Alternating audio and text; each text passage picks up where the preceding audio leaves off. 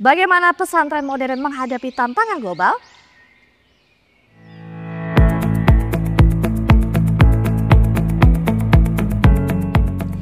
Saat ini kita berada di Pondok Pesantren Bina Insan Mulia Cirebon, sebuah pesantren modern etnik terbesar di Indonesia dengan suasana asri yang begitu teduh. Di pesantren ini, santri tidak hanya belajar mengenai ilmu agama saja, mereka juga mempelajari sains dan teknologi dengan berbagai macam kegiatan dan fasilitas.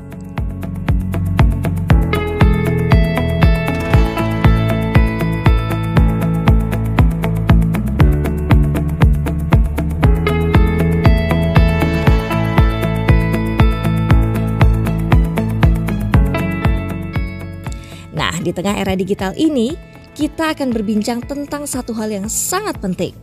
Pembentukan karakter kepemimpinan dari lingkungan pesantren untuk dapat bersaing di tingkat global.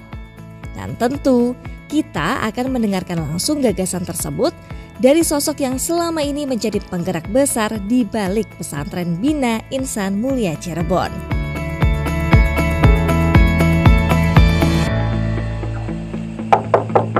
Assalamualaikum.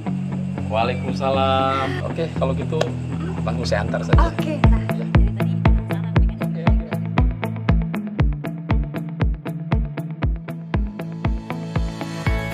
Pak Jihan, saya izin pamit mau ada acara Badal Maghrib. Nanti ngobrolnya sama Dr. Ubedillah Anwar saja. Ya, beliau Human Capital Management Director di Pondok Pesantren Insan Mulia. Insya Allah semuanya bisa ditanyakan dengan sangat lengkap. Iya, kebetulan Terima sudah kasih. punya list pertanyaan panjang nih Pak. Ya. Terima kasih Fali. Terima kasih Ki. Thank you. Thank you. Oke, hati-hati mari, di jalan mari. Pak Ya, Yai. mari. Assalamualaikum. Hati-hati, waalaikumsalam warahmatullahi wabarakatuh. Oke, berarti kita bisa ngobrol di dalam ya, Siap. Pak Ubed.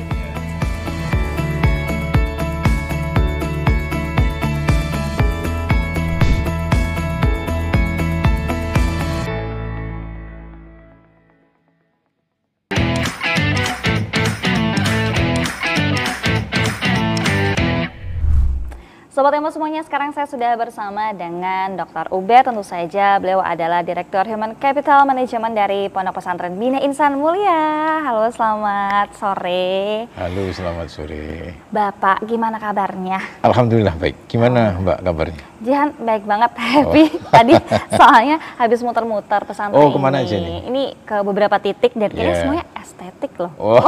Beneran. Tadi sempat lihat Mudah-mudahan. kolam renang. Oke. Terus habis itu, dan yang paling mencuri perhatian Jihan adalah kamar-kamar kayak tempat tinggalnya ya. Oke. Gimana? Dr. Ubed, kita akan Yeah. ngomongin soal lebih dalam Oke. seputar Pondok Pesantren Bina Insan Mulia ini. Oh, iya. Tapi sebelum lebih jauh, pengen tahu aja nih latar belakang kemudian pondok ini berdiri dengan segala hal-hal yang modern, Oh iya, progresif. different lah mungkin ya bahasanya Betul kalau saya sekali. simpulkan tadi ya. Gini Mbak Jihan, jadi latar belakang berdirinya pesantren Bina Insan Mulia ini hasil riset. Ada hasil riset yang melatar belakangnya. Yang kedua, pengamatan pengasuh pesantren Bina Insan Mulia ini, Kiai Imam Jazuli, terhadap berbagai pola pendidikan Islam modern di dalam dan di luar negeri.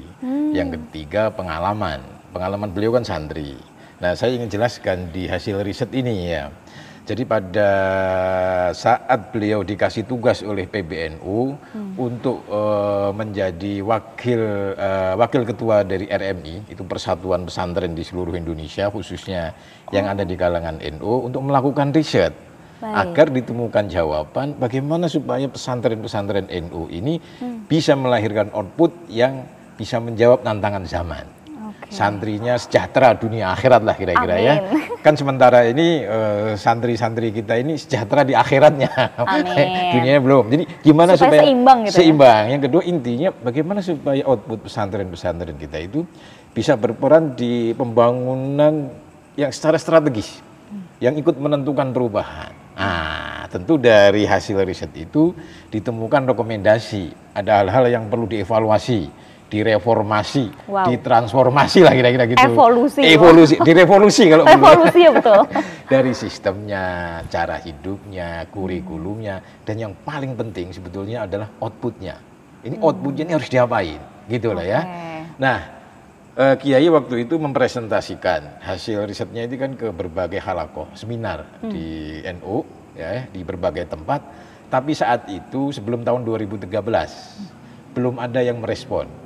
Oke. Ya, masih biasa hal yang baru banget kali ya ide yang revolusioner itu pasti di awalnya ditolak atau diterima tapi setengah-setengah. Karena kan butuh dana, butuh keberanian dan seterusnya. Nah, puncaknya pada tahun 2013 Kiai punya pemikiran ini harus dibuktikan di dirinya dulu lebih dulu. Dulu di Bina Insan Mulia 3 itu rumah beliau. Ada pesantren yang sudah didirikan oleh orang tua beliau. Namanya Al-Ikhlas. Oke. Didisrupsi. Allah. Ya, Baik. karena namanya Al-Ikhlas. Harus baru ini kan. Ya. Al-Ikhlas dialihkan ke tempat lain, maka berdirilah pesantren Bina Insan Mulia yang kira-kira prakteknya seperti yang Mbak lihat tadi. Seperti yang ada hari ini. Kalau orang-orang yang sering saya tanya itu something different. Something saya tidak different. tahu mungkin masing-masing beda ya. So much different. Kira-kira gitulah ya. Okay. Itulah kira-kira latar belakang why pesantren Bina Insan Mulia itu ada seperti sekarang. Berdiri ya, baik. Nah tadi Pak Ubed ini sudah menyinggung ya bahwa ada pondok pesantren Bina Insan Mulia yang ketiga gitu. Oh iya. Berarti 1, 2, 3 nih. Kenapa sampai 3 Pak? Apa bedanya? Kita pesantren Bina Insan Mulia ini berdiri tahun 2013. Ya, kemudian berarti 25 tahunan lah ya. Dari 25 tahun itu berkembang. Ada Bina Insan Mulia 1, itu yang pertama. Bina Insan Mulia 2 kita sebut VIP. Bina Insan Mulia 3, ya fasilitasnya VIP. Baik. Mbak tadi ngelihat apa yang ditemukan di hotel, di kamar hotel kita bisa temukan di sini di VIP Bina Insan Mulia. Tapi VIP di sini bukan VIP bayarannya ya. Bayarannya masih kompetitif. Yang VIP adalah fasilitasnya dan kualitas pendidikannya. Lalu ada Bina Insan Mulia 3. Ketiga-tiga pesantren ini yang dibedakan hanya fasilitasnya. Oke. Fasilitas makin banyak berarti makin mahal atau makin murah? Harusnya makin mahal ya? Harusnya makin mahal. Nah, artinya apa? Dengan adanya 1, 2, 3 ini kita ingin menghadirkan layanan pendidikan yang berkualitas untuk semua kalangan terutama dari kelas ekonomi. Oh, baik. Nah, misalnya saya ini, misalnya wali santri nih ya, setelah melihat tarifnya ini kan ada ini. Saya pengen tarifnya yang paling murah deh. Ya, hampir gratis gitu ya misalnya gitu. Bina Insan Mulia 3. Yang moderat seperti pesantren lain tapi fasilitasnya udah ada kolam renang, ada TV, Bina Insan Mulia 1. Tapi kalau yang pengen VIP, Bina Insan Mulia 2. Nah, semua itu kita jamin untuk layanan pendidikannya sama, yang berbeda adalah fasilitasnya. Nah, kira-kira gitu. Baik, jadi kalau bicara fasilitas mungkin menyesuaikan dengan biaya pendidikan, tapi dipastikan bahwa kualitas pendidikan yang diberikan kepada santri ini semuanya sama ya, yang terbaik untuk mereka ya. Hanya ada beberapa item misalnya di Bina Insan Mulia itu, misalnya Bina Insan Mulia 2 ya, misalnya ada kerjasama dengan luar negeri di program-program tertentu, tentu kan membutuhkan biaya berbeda, kayak beberapa kelompok santri kita itu memang kita rancang untuk masuk program internasional di kampus-kampus terkemuka di Indonesia. Dan itu butuh, selain butuh otak, butuh isi kantong. Biaya, betul. Oke. Baik-baik, realistis sih. Cuman pertanyaan selanjutnya adalah, saya dapat informasi atau dengar-dengar gitu ya. Memang di sini tadi soal ada kelas internasional, kemudian juga bagaimana berfokus pada sains, teknologi, bahasa asing dan segala macamnya. Itu kan hal yang mungkin tidak banyak ditemukan di pesantren-pesantren lain. Nah, ini untuk membangun kurikulum seperti itu gimana sih? Oh iya, gini, terkait dengan ilmu, kita sudah melewati perdebatan mana ilmu agama dan mana ilmu umum ya. Ya di administrasi manajemennya ada, tetapi di paradigma pendidikan kita sudah kita buang itu. Itu terlalu kuno banget. Ilmu itu ya satu. Ya, makanya kita satukan tuh, ada pelajaran sains dan ada pelajaran bahasa awamnya ya agama gitu. Padahal sains itu agama. Nah, sains di kita ini menempati urutan yang kita utamakan. Makanya di sini ada beberapa pelajaran yang kita unggulkan ya. 1 Al-Qur'an, 2 fikih, 3 sains, 4 bahasa asing. Sains di sini eksakta. Oke. Nah, itu masuk ke program dan kita wisudakan, dan wisudanya 1 tahun 2 kali, dan itu di Hotel Axton sama di Luxton. Itu untuk membuktikan bahwa perhatian kita yang begitu serius untuk pelajaran sains. Nah itu di pelajaran sains. Sehingga kita ada kelas khusus untuk sains. Bahkan untuk matematika yang zaman saya dulu itu menakutkan sekali. Sama Pak, zaman saya juga ngeri. Ngalamin ya. Matematika ini kita kasih perhatian serius gitu untuk membuktikan bahwa orang itu takut matematika atau tidak bisa matematika kayak saya ini karena korban metodologi gitu, bukan karena matematika itu sulit. Nah, jadi anak-anak ini udah kita kasih pembekalan matematika sebulan sebelumnya. Itu kira-kira. Nah, Pak Obed, kalau tadi kita sudah ngomongin soal kurikulum, kali ini kita mendalami persoalan ini yang bikin Jihan tadi juga terpukau sih. Ngomongin fasilitas, Pak. Jadi kalau adik-adik di sini itu kesehariannya seperti apa dengan dukungan fasilitas yang luar biasa, itu bagaimana mengatur keseharian adik-adik? Oh iya, karena tadi disebut oleh beberapa orang yang mengunjungi itu something different ya. Di sini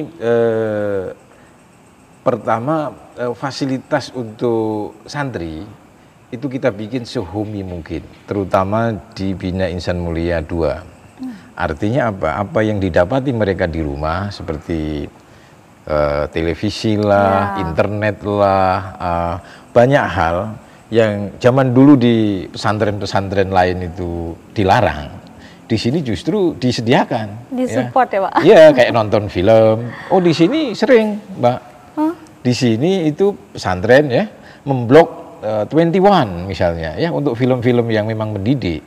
Nonton bareng gitu nonton ya, Pak? bareng Seru gitu. Banget. Ya. Jadi di semua kamar di kita mau di Bina Insan Mulia 3, 1 dan 2 telah disediakan fasilitas yang dulu ya di santri itu tidak menemukannya. Ada televisi, ada internet, ada Netflix malah di beberapa tempat. Wah, ya. Kolam renang banget kayaknya nonton Netflix ya. Ya, bahkan di Bina Insan Mulia 2 itu lapangan olahraga kan Mbak tadi sudah lihat ya. Ada bioskop ya, bioskop. Karena memang kita mendorong santri itu untuk berkarya terutama di film. Kan dulu Wali Songo itu berdakwah pakai wayang, di sejarah kan begitu. Hari ini santri-santri kita dorong berdakwah wayang milenial, apa ini? Film. Kira-kira gitu. Sehingga kita tidak sadar menganjurkan di film-film tertentu kita mewajibkan untuk menonton ya. Untuk menonton. Bahkan kita undang artisnya ke sini supaya bisa berdialog. Ya. Serius Pak? Ya. Beberapa film tertentu saya lupa apa kan saking banyaknya ya.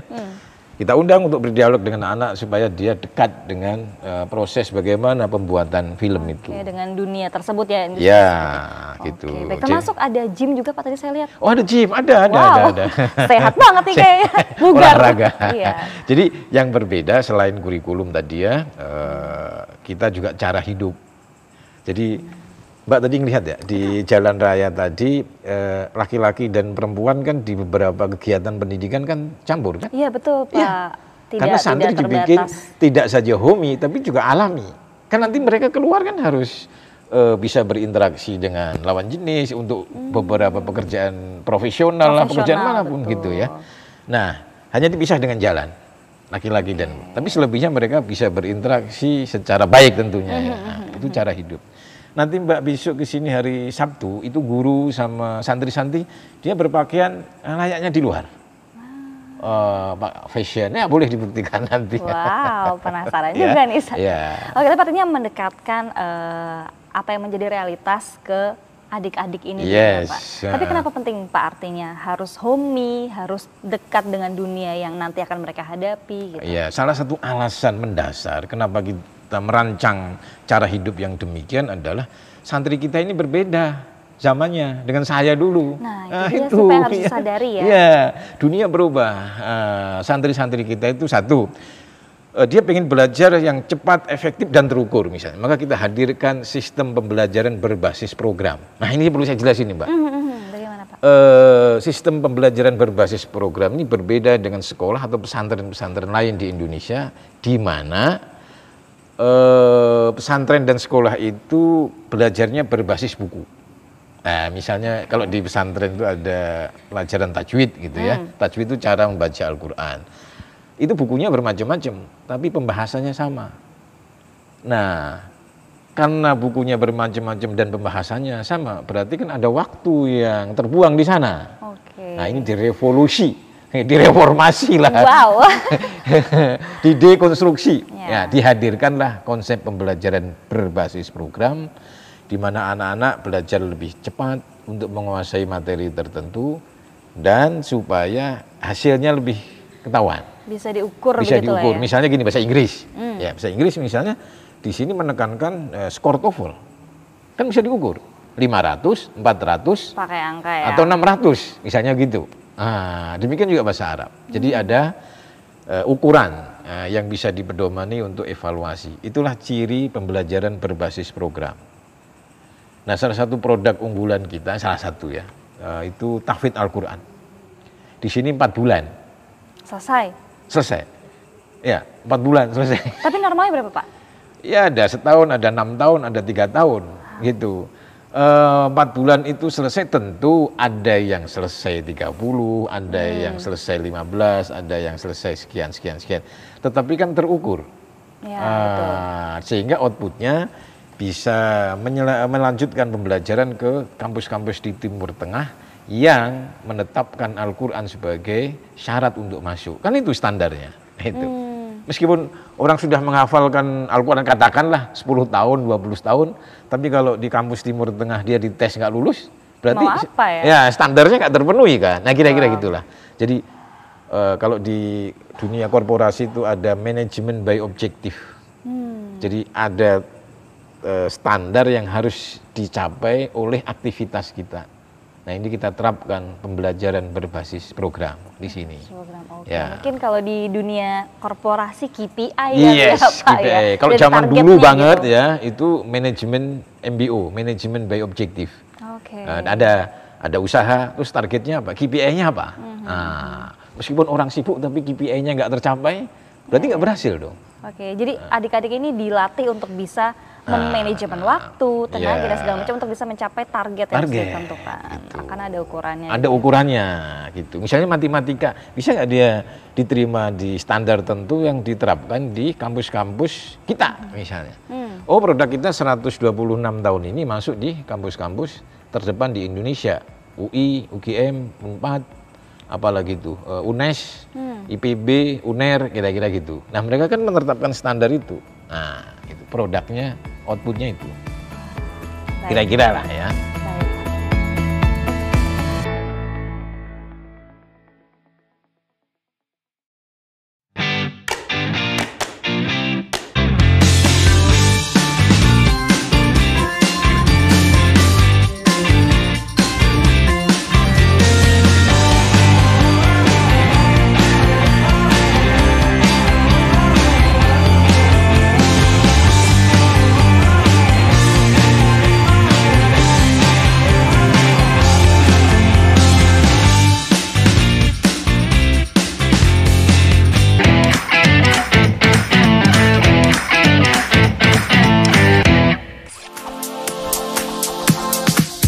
Cantik itu bukan tentang kesempurnaan, bukan pula tentang memenuhi standar. Cantika.com hadir memenuhi kebutuhan perempuan atas berbagai peran yang dijalani.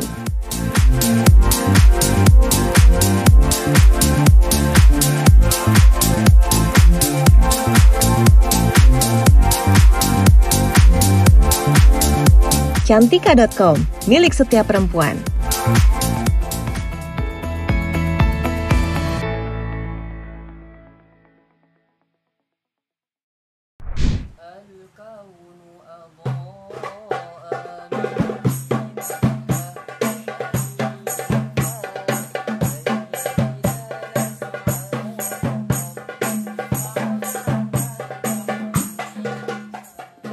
Kalau di pesantren-pesantren itu kan biasanya memang ada aturan-aturan tertentu gitu. Oh, iya. Ya.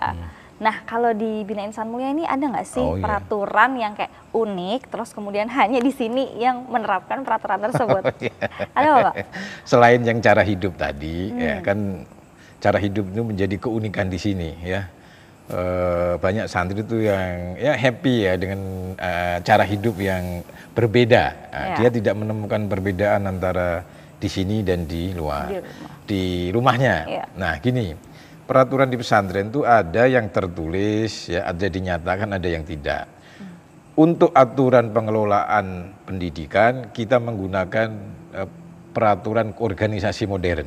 Jadi seperti pesantren modern ada organisasinya. Kan di situ ada aturannya, ngatur aktivitasnya. Pagi apa, sore apa, siang apa, malam apa, siapa yang ngajar apa.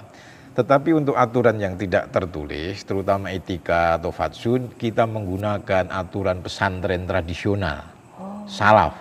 Jadi kalau ada santri yang begitu sopan sama gurunya, sam'an wa ta'atan lah bahasa pesantrennya itu kita terapkan pesantren salaf. Nah, sehingga pesantren Bina Insan Mulia ini di mata kiai-kiai atau sebutan untuk pesantren Bina Insan Mulia hari ini itu disebut postmodern. Artinya? Nah gini, itu harus dijelasin ke pesantren Indonesia itu ada 3 sekarang ini.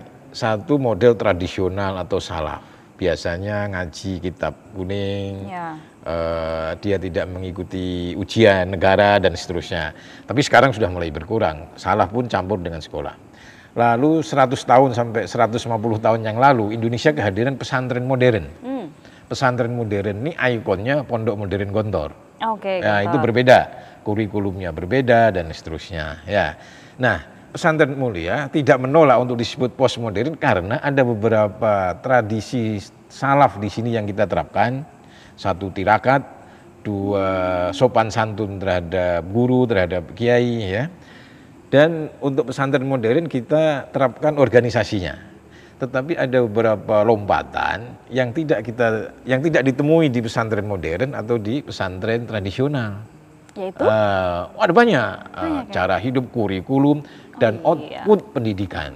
Nah, output pendidikan ini Bina Insan Mulia punya terobosan ya, mungkin perjuangan lah ya, target perjuangan itu kita ingin melahirkan santri-santri yang tidak saja berilmu dan berakhlak mulia, tapi harus tambahannya satu lagi nih, masa depannya harus cerah, harus dong, sejahtera dunia dan akhirat kayak hasil riset tadi di awal. Harus bisa menduduki posisi-posisi penting di pembangunan Indonesia, strategis.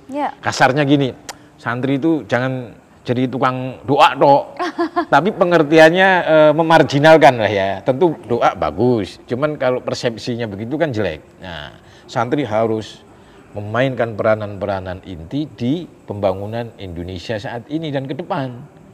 Nah, itu yang diperjuangkan oleh pengasuh pesantren Bina Insan Mulia saat ini. Ada banyak caranya ya Pak ya, misalnya nanti jadi apa Pak, anggota parlemen, harus kepala daerah, pimpinan perusahaan, atau apapun ya Pak ya. Yang tanda tangannya bisa mengubah masyarakat banyak. Itu dia Pak. Nah, makanya di sini Pak, ini satu-satunya mungkin ya, satu-satunya pesantren di Indonesia yang memiliki sekolah politik. Nah, apa tuh Pak? Saya juga dengar tuh Pak soal itu. Karena namanya Sekolah Politik Bina Insan Mulia. Itu sekolah atau yang membekali alumni pesantren yang telah memiliki modal sosial yang bagus di masyarakat, tentu punya uang, punya modal finansial, kita dorong untuk masuk ke kancah politik, tapi kita bekali skillnya. Nah, harapannya apa? Bisa masuk ke arena untuk menentukan arah pembangunan Indonesia, kan begitu. Baik. Nah, Mbak bisa pakaian gini kan karena politiknya mendukung. Betul, bener gak? Kita bisa melakukan hal-hal sehari-hari ya Pak ya, karena ada regulasi-regulasi yang dibuat. Coba kalau kita hidup di Korea Utara misalnya yang presidennya galak itu kan. Waduh, sepertinya saya hilang. Ya, tidak ada lebaran, ya, tidak ada ke gereja, tidak ada ke masjid, tidak ada begini-begini, itu karena di politiknya tidak ada. Nah, itu kira-kira. Menarik Pak, tapi biasanya kalau pesantren-pesantren itu ya, atau banyak pihak lah, tidak hanya pesantren itu, mereka menghindari dunia politik, mencoba untuk memberi jarak yang cukup kepada politik. Nah, tapi di sini justru didekatkan dengan dunia ini. Iya, Pak, bahkan didorong. Didorong, difasilitasi, didorong. Di sini sering Mbak, di ruangan ini kita sudah mengadakan pelatihan dan kita ngundang beberapa konsultan politik nasional di ruangan ini. itu. Wow. Ya. Ini cukup berbeda ya. Hal yang baru karena. Ya, hal yang baru kira-kira Hal yang gitu. baru dan ya jarang ditemui lah Pak. Ya, termasuk untuk mendukung cita-cita pengasuh pesantren ini agar santrinya sejahtera dunia dan akhirat, punya peranan penting di pembangunan Indonesia, maka pengiriman calon-calon sarjana ke luar negeri itu menjadi perjuangan yang sangat getol di sini. Sampai saat ini santri kita sudah diterima di 16 negara. Di sejumlah kampus tentu saja berlevel dunia ya. Nah, misalnya di Timur Tengah itu ada Al-Azhar, ada di Maroko, di Tunis, di Cina, di Jerman, di Prancis, di Australia, di Rusia. Mungkin Amerika belum, insya Allah tahun ini kita berjuangkan. Tujuan akhirnya supaya mereka nanti kembali ke Indonesia bisa menemukan peranan-peranan yang strategis untuk pembangunan. Dan mereka belajar perminyakan, IT, bisnis, macam-macam lah yang macam-macam itu kiranya. Selain juga tentu ilmu-ilmu keislaman ya, kayak Al-Quran, hadis, terus bahasa Arab dan seterusnya. Kira-kira gitu. Artinya kita bisa juga ya Pak melihat dunia, mempelajari hal-hal yang di luar sana dari pesantren. Oh ya, selama pesantrennya tadi itu yang pesantrennya dan pengasuhnya berani melakukan terobosan lah. Dan itu dia. Salah satu yang dilakukan oleh pengasuh pesantren kita tadi itu, makanya beliau disebut man without the book thinker. Oh, jadi main-main ya? Sudah gak ada batasnya. Inovator lah kalau bahasa profesionalnya ya. Berani melakukan terobosan yang belum dipikirkan orang lain ya, menjadi kontribusi. Jadi nggak sekedar punya ide, tapi berani bagaimana ide itu dijalankan supaya nanti menjadi prestasi atau kontribusi mudah-mudahan ke sana. Gitu. Seperti yang kita lihat hasilnya hari ini. Ya. Oke, nah ini sudah disinggung juga sama Pak Ubed tentang pendirinya, yaitu Pak Kiai Imam Jazuli ya. Jadi juga sudah sempat ketemu kan kami. Dari perjalanan yang cukup panjang, mungkin tidak terlalu panjang ding, 2013 sampai sekarang ya. Ya, kan untuk ukuran pesantren di Indonesia ini masih baby ini. Lagi belajar merangkak mungkin ya. Ya baru 15 tahun lah ya. Ya oke, dengan pengalaman yang berliku-liku gitu. Nah, berliku tahun. Tadi Pak, seberliku apa sih, seberdarah-darah apa sih seorang Pak Kiai Imam Jazuli ini untuk membangun Bina Insan Mulia yang kita lihat hasilnya hari ini dengan output yang luar biasa tadi ke mancanegara dan segala macam. Ya. Gini, pesantren Bina Insan Mulia ini dimulai ya dengan santri bijian. Bijian nih, bijian saya? Dihitung dengan jari maksudnya. Iya. Dimulai ke sana, itu kan udah kebayang gimana proses membangun trust publik dan seterusnya.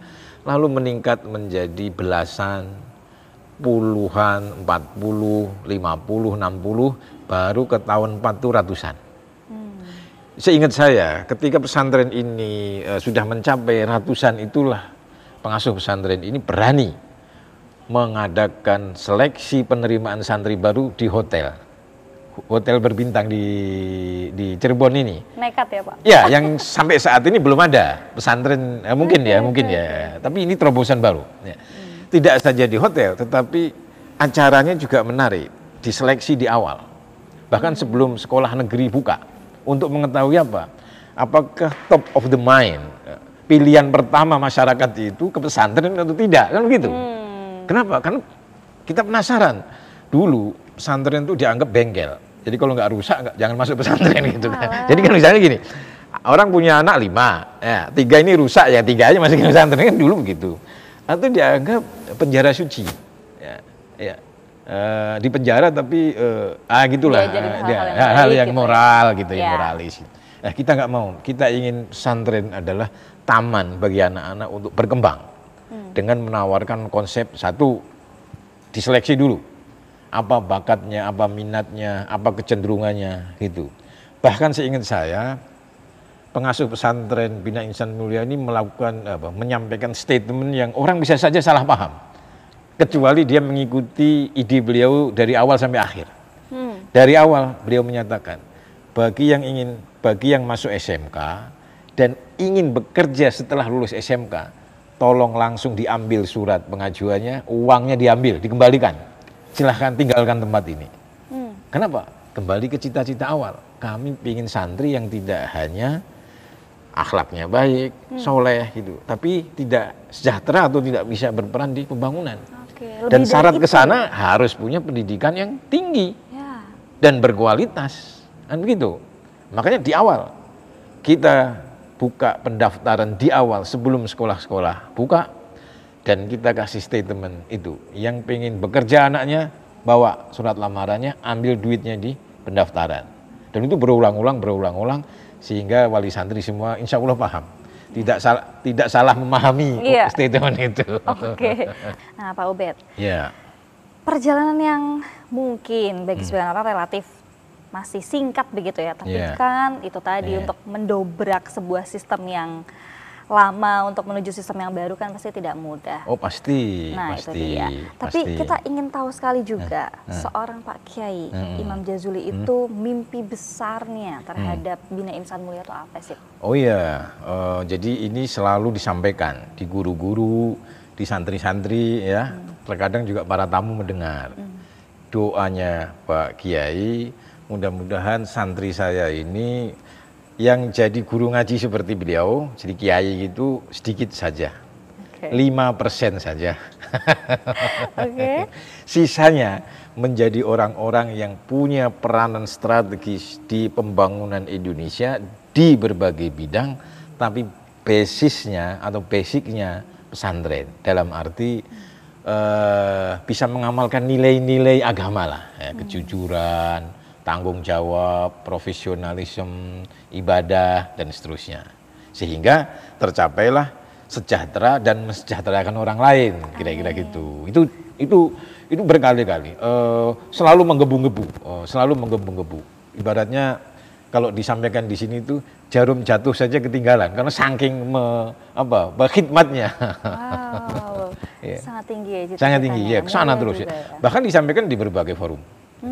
Itu mimpi yang terus disampaikan, dream, I have big dream di Amerika itu, siapa itu? Martin Luther ya.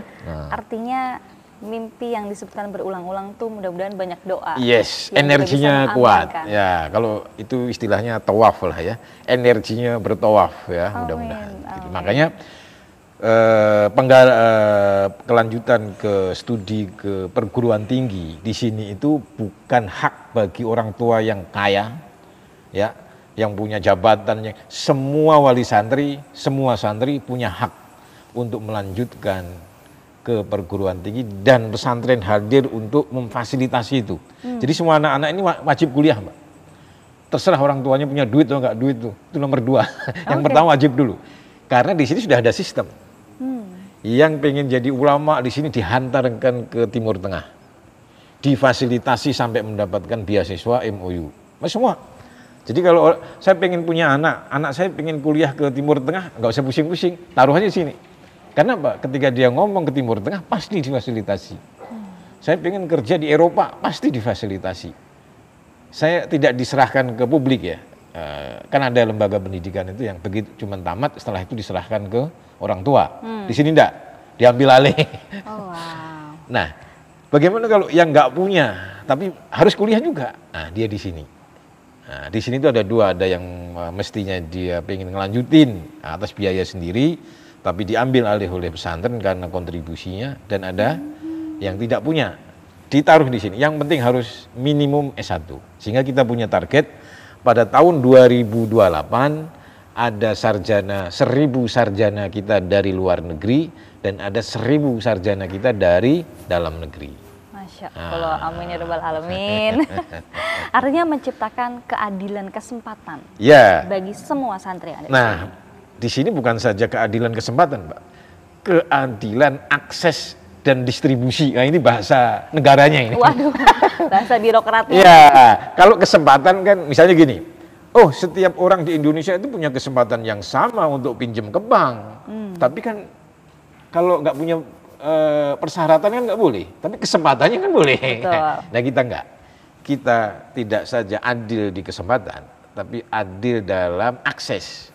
Semua anak di sini punya harus punya akses bisa melanjutkan ke perguruan tinggi.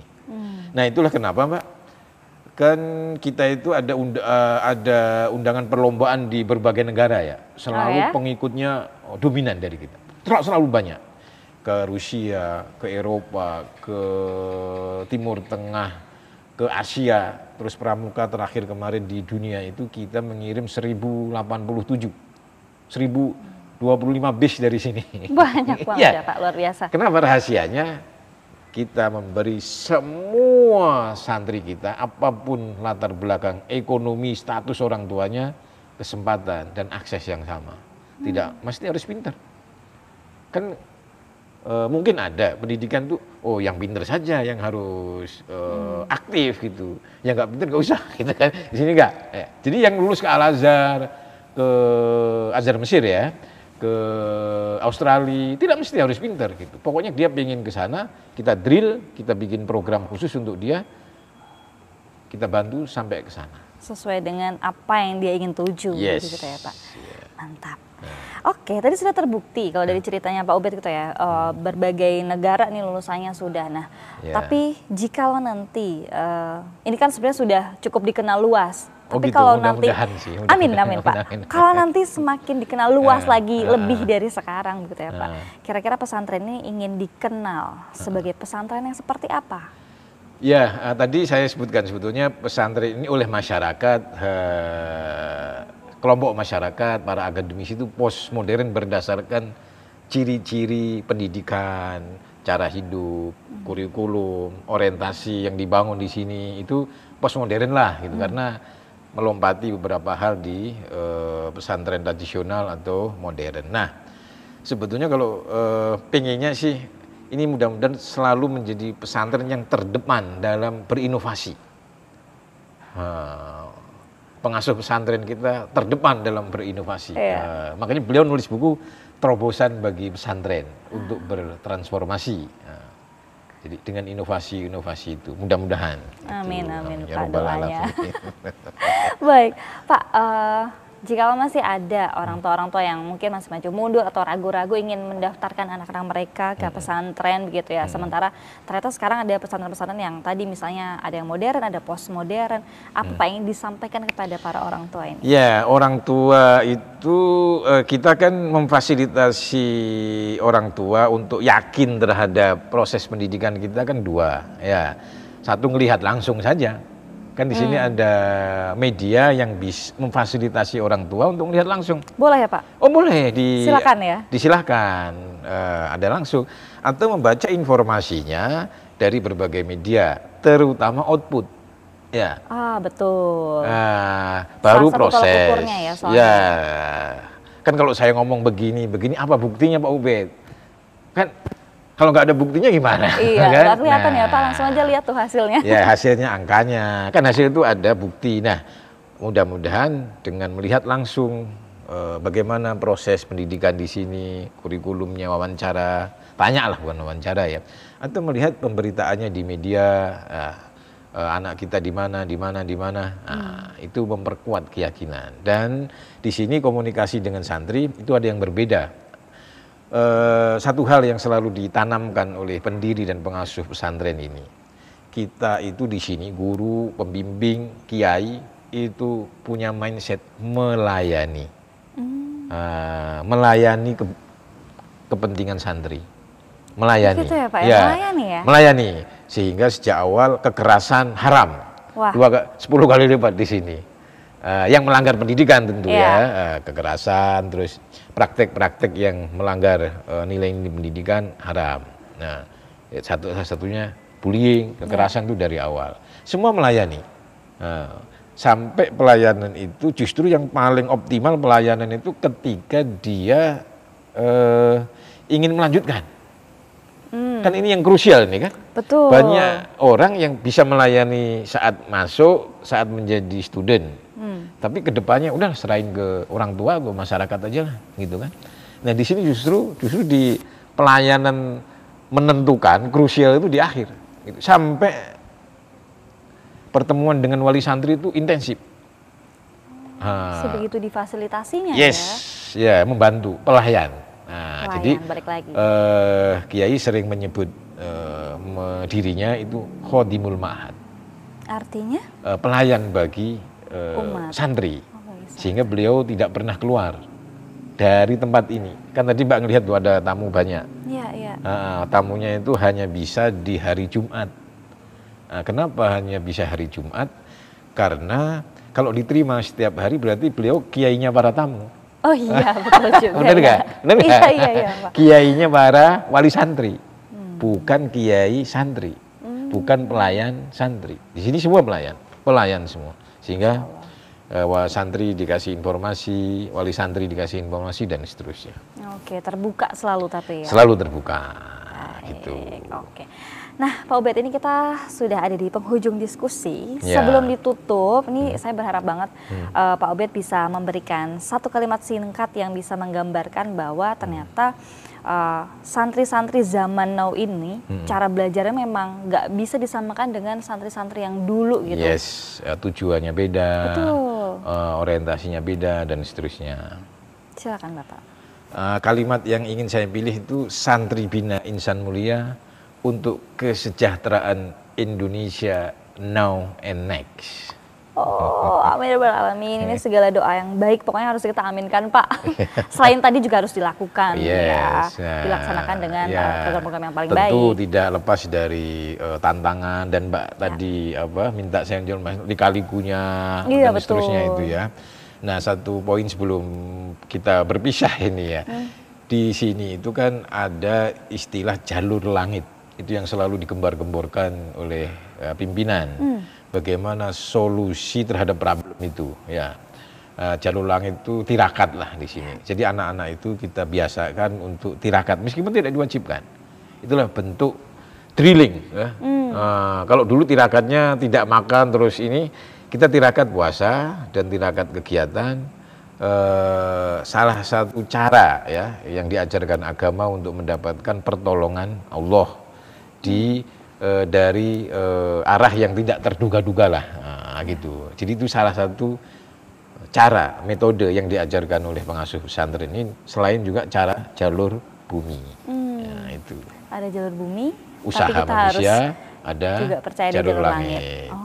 Gitu wow. kira-kira. Senang ya belajar di sini. Luar biasa. Baik, terima kasih banyak Pak Ubed atas waktunya, sudah berkenan ngobrol-ngobrol dan ngopi. Tapi kita belum ngopi, Pak. Kita belum ngopi nih. Kasihan kopinya ini menunggu-nunggu. Seru banget. Nuansanya sejuk banget Pak di sini. Ya pohonnya masih ada. Oh ya, apalagi kalau tapi Mbak sepertinya tidak suka kuliner yang ini yang mau membangkitkan orang makan banyak gitu. Waduh. Di sini cocok ini, Mbak. Kita coba aja Pak.